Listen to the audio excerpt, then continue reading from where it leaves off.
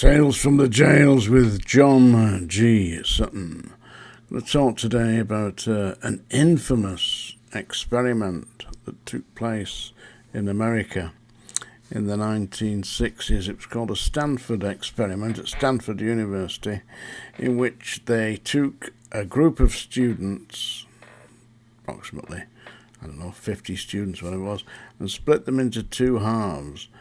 One half would be the prisoners and one half would be the prison guards.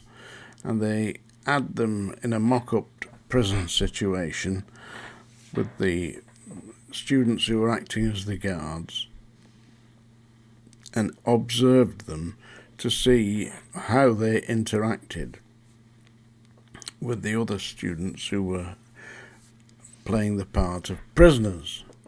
And the experiment lasted, I believe, 3 days and had to be stopped because the students that were acting as the prison guards, the warders in other words, they were abusing the inmates who were acting the part of prisoners, and to the point where the people were being physically damaged.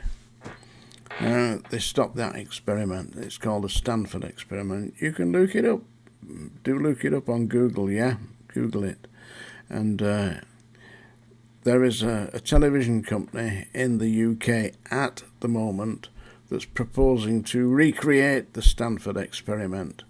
And they are currently, I believe, looking for volunteers to play the different parts. You know, the prison governor, the prison doctor, the prison nurses, all the rest of it, And they're going to recreate this, Except, now I have personal information from professors that I know in America that tell me that the STANFORD experiment was tilted. It wasn't 100% authentic, because what they did, the professors that were running the experiment at Stanford in America, they got the inmates to one side, the inmates that were playing the inmates. They told them they advised them on how they expected them to interact with the guards, how they expected them to be in relationship to their environment.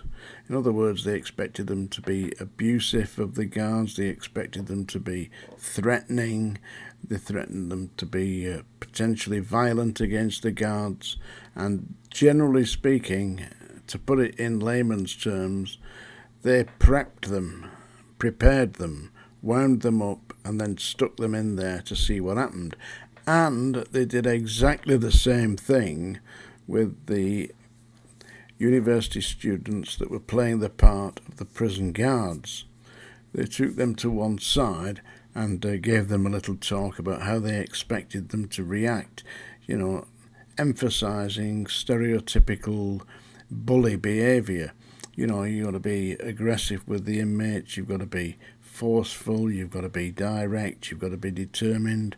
Some of you who have got violent tendencies will want to unleash these violent tendencies upon the prisoners because they're at your mercy. And basically, they prepared them and wound them up. Then they stuck the two together in the mocked-up jail, filmed it, and supposedly used this as a verifiable psychological exercise into human nature. Except it wasn't human nature. It certainly isn't in my personal nature to go out of the way to actually intimidate, bully, abuse and threaten vulnerable individuals. I think that's an act of cowardice myself. I mean, there's some big guys who are prisoners, and if they are aggressive and they really go for it, then you've got no choice. You've got to deal with it and deal with it effectively. But to actually go into work of a Monday morning after a weekend off with the wife and children and think, right, well, today I'm going to have myself a little bit of fun. I'm going to stick this bastard right on the first. You don't think things like that. That's madness. Not human nature. I agree that there will be, in any 100 people who are in the uniform with the big keys, the hat and the chains, there will be one or two that are violent nutters, but it's only the same throughout society. And in the prisons, I mean, it may very well attract psychopaths as prison officers, and I've met one or two, but it is one or two, it's not the majority. Are you with me? So basically, the Stanford experiment was reinforcing mistaken stereotypical images of both inmates and prisoners. And this new TV documentary style, real life, supposedly, program that's coming out will perhaps display the same thing. I don't know. But we shall have to see. I believe it's on Channel 5. But it is about to happen. And we'll see what they come up with.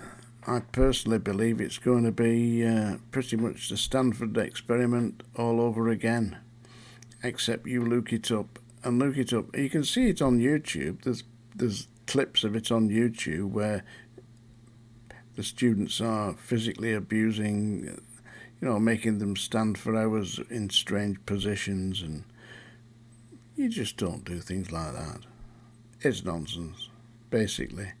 And when I saw it, I thought, and this is back in the 70s when I first joined the prison system, you want to see a film that really does depict what certain prisons are like, military prisons, then the film that you should be watching is called The Hill with Sean Connery.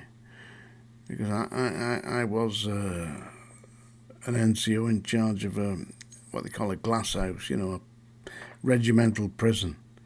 And that is pretty much how you were expected to treat the inmates, who were just young soldiers, really. I felt absolutely ashamed that the system was like that.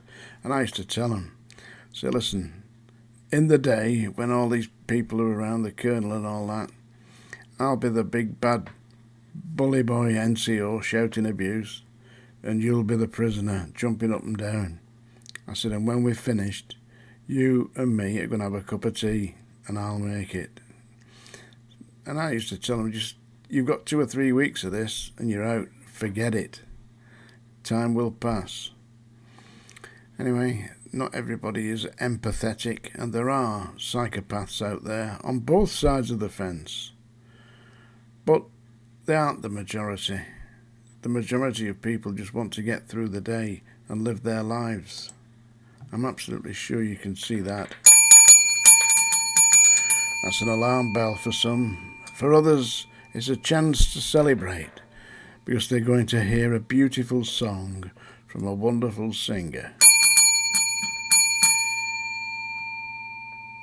It may be, who knows? The singer's me, and the song today is called the September Song. So I take it Larry's picked up his goat and run for the hills.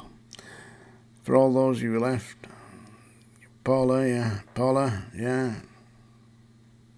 Kate, Catherine, Bob the Bob, I've not heard you from a bit. Anyway, this is a song that I particularly like.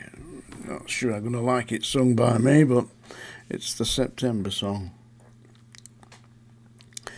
But it's a long, long while from May to December, and the days grow short when you reach September.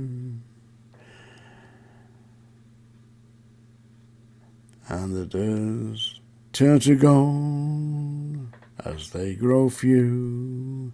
September, November, and these few golden days I'd spend with you.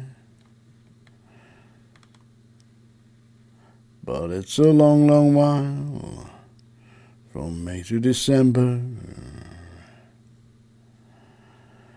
all that lot. Anyway, there you go. Maybe you want a poem. Would you like a poem? One of John's poems? Yeah, okay. I'll read you one of my poems. This is a poem that I wrote when I was about 16, working in the cotton mills of Lancashire. And I used to write poetry then, and in the break we used to get like 15 minutes break. We used to go into a canteen, have a quick cup of tea and a pork pie or something, a sandwich, whatever it was. And this is one of the poems that I read out. It's called Above My House.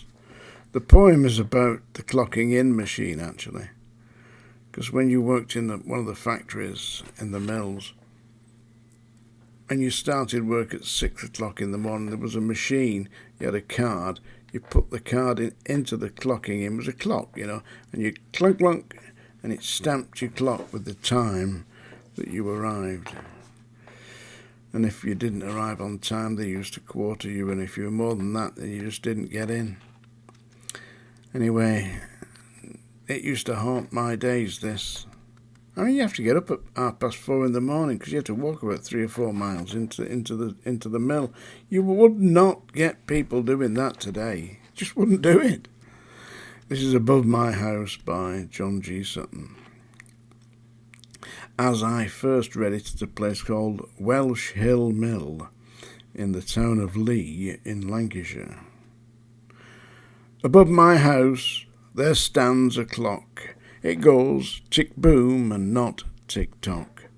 My house is small, the clock is tall. A house, a clock, tick-boom, not tock.